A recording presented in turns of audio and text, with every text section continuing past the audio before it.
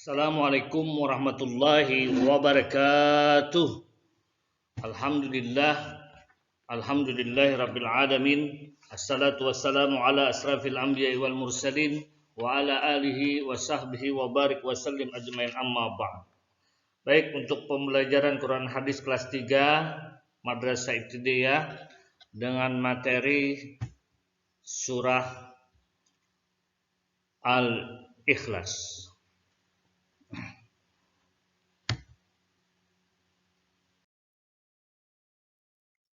Surah Al-Ikhlas. Surah Al-Ikhlas, ya, mungkin untuk kalian sering mendengar kata surah Al-Ikhlas. Jadi setiap muslim tidak asing dengan nama surah Al-Ikhlas, ya. Surah ini pendek dan mudah untuk dihafalkan. Bahkan surah ini sering dibaca dalam salat. Selain itu, surah Al-Ikhlas sama dengan sepertiga Al-Quran. Dalam kehidupan sehari-hari, kita sering mendengar istilah ikhlas. Kata ikhlas ini sangat mudah diucapkan. Ikhlas adalah kata mudah yang sangat diucapkan, tetapi sulit untuk dilakukan. Ikhlas ialah mengerjakan sesuatu hal tanpa mengharapkan imbalan apapun dan semata-mata hanya karena Allah Subhanahu wa Ta'ala. Bersikap ikhlas harus kita biasakan dalam melakukan segala sesuatu. Allah menyukai orang yang bersikap ikhlas dan akan meridhai segala perbuatannya. Dalam melaksanakan berbagai macam pekerjaan, hendaknya kita niatkan hanya karena Allah Subhanahu wa Ta'ala. Ibadah hanya karena Allah, belajar hanya karena Allah, dan membantu orang tua hanya karena Allah Subhanahu wa Ta'ala. Apabila ibadah, belajar, dan segala perbuatan kita tidak ikhlas dan tidak diniati karena Allah, maka semuanya akan sia-sia, ya. Dalam mengerjakan perbuatan itu pun berat rasanya, ya, karena kita tidak diniati dengan ikhlas. Dinamakan surah Al-Ikhlas karena di dalamnya berisi ajaran tentang tauhid atau keesaan Allah. Al-Ikhlas artinya murni membahas Allah.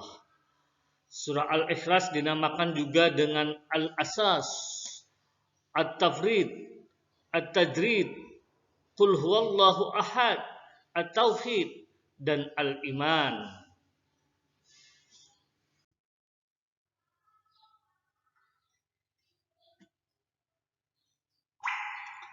Surah Al-Ikhlas disebut sebagai sepertiga Al-Quran. Mengapa demikian? Al-Quran memiliki 3 kandungan pokok sebagai berikut. Yang pertama, hukum seperti ayat perintah. Ya, seperti ayat perintah, larangan, halal haram, dan lain-lain. Yang kedua, janji dan ancaman, seperti balasan tentang surga dan neraka, serta kisah. Yang ketiga, tentang Allah, yaitu penjelasan tentang sifatnya dan namanya. Nah, khusus surah Al-Ikhlas ini menjelaskan tentang sifat-sifat Allah. Rasulullah sallallahu alaihi wasallam juga bersabda, "Wallazi nafsi biyadihi innaha la ta'dilu sulusil Qur'an." Apa ulang lagi ya? Wallazi nafsi biyadihi innaha la ta'dilu sulusal Qur'an. Rahwal Bukhari. Artinya, demi zat yang jiwaku berada di tangannya, sesungguhnya surah Al-Ikhlas ini senilai dengan sepertiga Al-Quran. Hadis riwayat Al-Bukhari.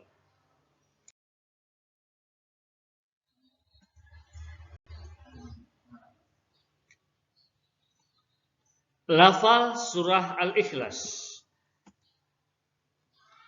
Surah Al-Ikhlas adalah surah yang ke-112, ya nak ya, ke-112. Terdiri atas 4 ayat dan termasuk dalam surah Makkiyah. Nah, di dalam Al-Quran itu ada tergolong nama ya, surah itu ada Makkiyah dan ada Madaniyah. Ini sering Bapak jelaskan sudah pengertian Makkiyah ya. Surah Makkiyah adalah surah yang turun di kota Mekah dan surah tersebut turunnya sebelum Rasulullah SAW hijrah ke Madinah ya. Maka itu pengertian Makkiyah. Sedangkan Madaniyah itu adalah surah yang turun di kota Madinah dan turunnya setelah Nabi kita Muhammad SAW hijrah ke Madinah. Nah, sedangkan surah Al-Ikhlas ini tadi adalah termasuk surah Makkiyah. Surah Al-Ikhlas turun sebelum Rasulullah hijrah ke Madinah. Surah Al-Ikhlas diturunkan setelah surah An-Nas. Mari kita baca surah lafal surah Al-Ikhlas. A'udzu billahi minasyaitonir rajim. Bismillahirrahmanirrahim. Qul huwallahu ahad. Allahus samad. Lam yalid wa lam yulad. Wa lam yakul lahu kufuwan ahad.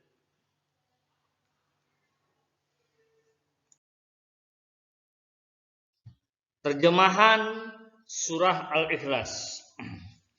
Bismillahirrahmanirrahim. Qul huwallahu ahad. Katakanlah Muhammad, dialah yang Maha Esa. Allahus samad. Allah tempat meminta segala sesuatu. Ayat ketiga. Lam yalid wa lam yulad. Allah tidak beranak dan tidak pula diperanakan. Ayat keempat. Walam yakul lahu kufuwan ahad. Dan tidak ada sesuatu yang setara dengan dia. Maksudnya dengan Allah. Selanjutnya lagi. Mufradat atau arti kata. Sebelum mengetahui arti secara keseluruhan tentang surah Al-Ikhlas, ada baiknya kalian mengenal arti perkataannya terlebih dahulu ya. Seperti lafal qul, katakanlah Muhammad, huwa dialah Allah, ahad, samad, lam yalid wa yulad wa lam yakul lahu kufuwan. Ini kalian baca ya berkali-kali, nanti apabila ada soal mengartikan kata kalian dapat menjawab dengan benar. Selanjutnya lagi, kandungan surah Al-Ikhlas. Nama surah Al-Ikhlas tidak seperti nama surah pada umumnya yang diambil dari kata pada surah tersebut. Dinamakan surah Al-Ikhlas karena surah ini berisi tentang ketauhidan dan keesaan Allah Subhanahu wa taala ya. Artinya Allah itu bersifat Maha Tunggal ya, satu-satunya Tuhan yaitu Allah. Mengesahkan Allah berarti meyakini bahwa Allah itu satu dan menafikan segala sekutu baginya ya. Artinya tidak menduakan Allah ya. Surah Al-Ikhlas memiliki banyak nama. Menurut Syekh Wahbah Al-Juhaili dalam tafsir Al-Munir menjelaskan bahwa surah Al-Ikhlas juga dinamai dengan surah At-Tafrid, At-Tajrid, At-Tauhid, An-Najah, Al-Ma'rifah, Al-Asas, dan Al-Wilayah. Berikut kandungan surah Al-Ikhlas. Surah Al-Ikhlas menjelaskan tentang keesaan Allah dengan sifat ahadnya. Yaitu tidak ada sesuatu yang bersamanya dan tidak ada sesuatu pun yang menyamainya. Ya, jadi surah Al-Ikhlas menjelaskan tentang keesaan ya dengan sifat ahad, sifat maha satunya, maha tunggalnya ya.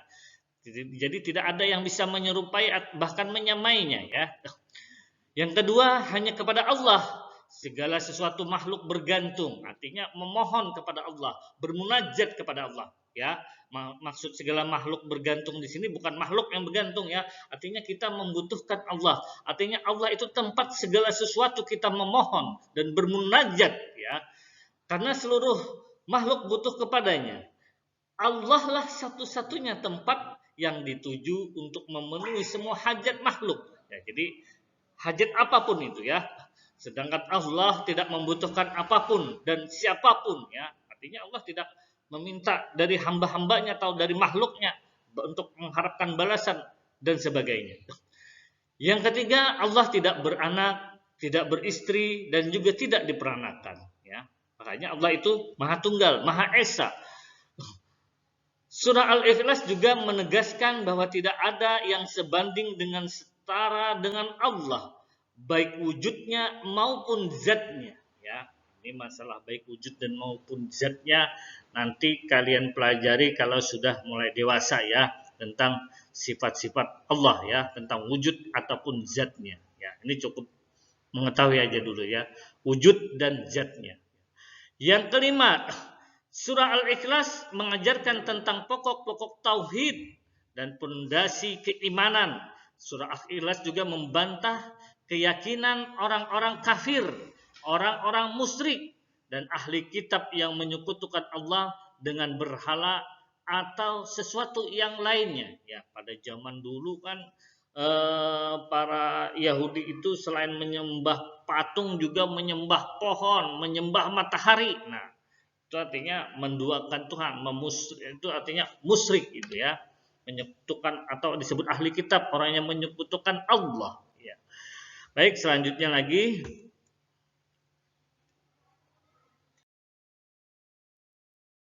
khulasah, ya, atau ringkasan atau rangkuman. Surah Al-Ikhlas adalah surah yang ke-112. Surah Al-Ikhlas terdiri atas 4 ayat, ya, 4 ayat. Surah Al-Ikhlas menjelaskan tentang keesaan Allah Subhanahu wa taala. Yang keempat, nama lain dari surah Al-Ikhlas adalah At-Tafrid, At-Tajrid, At-Tauhid, An-Najah, Al-Ma'rifah, Al-Asas, dan Al-Wilayah. Kelima, Allah tempat segala makhluk bergantung, artinya memohon hajat atau munajat kepada Allah. Yang kelima, tidak ada yang dapat menyamai Allah dalam bentuk atau zatnya. Dan yang ketujuh, orang menyekutukan Allah dengan segala sesuatu yang lain disebut musyrik.